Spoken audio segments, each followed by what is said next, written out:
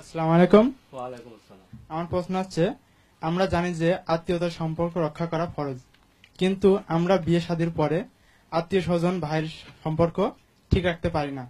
এক্ষেত্রে আমার প্রশ্ন হলো, কিভাবে চললে আমার জন্য আত্মীয়তার সম্পর্ক রক্ষা করা সহজ হবে? ধন্যবাদ।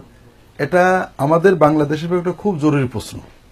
আমাদের বাংলাদেশের মুসলমানরা নামাজ যে আল্লাহর ইবাদত এটা জানে, পড়ুক আর না পড়ুক। যাকাত যে আল্লাহর ইবাদত জানে, রোজা যে ইবাদত জানে, পড়ুক আর না পড়ুক। কিন্তু আত্মীয়তার সম্পর্ক রক্ষা করা যে ঠিক নামাজ রোজার মতোই খুব অত্যন্ত গুরুত্বপূর্ণ ফরজ ইবাদত, এটা কিন্তু আমরা জানিই না।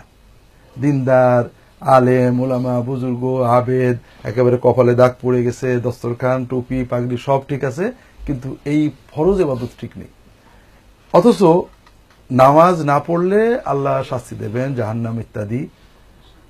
কিন্তু আত্মীয়তার সম্পর্ক নষ্ট হলে আখিরাতের শাস্তি দুনিয়াতে গজব দিবেন, এটা হাদিস শরীফে বারবার আসছে। এক্ষেত্রে তুমি যেটা বলেছো এবার উত্তর, সেটা হলো আমরা কিভাবে এটা ঠিক রাখতে পারি।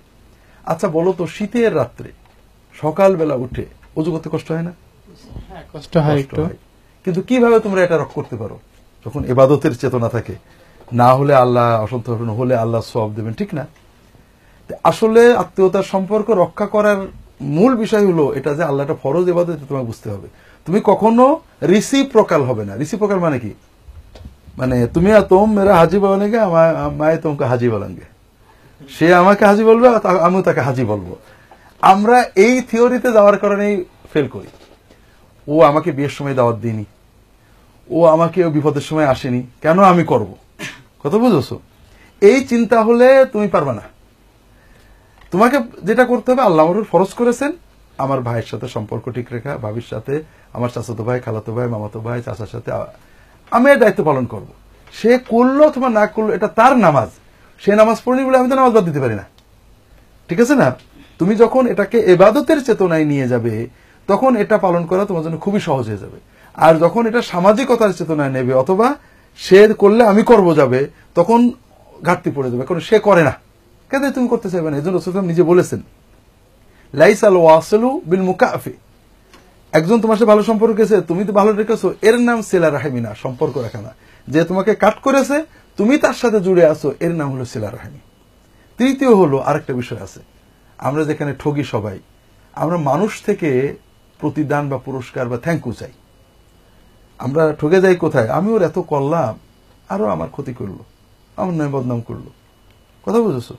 তার মানে কি, তুমি যা কিছু করেছিলে ওর কাছ থেকে প্রতিদানের আশাই, ঠিক না?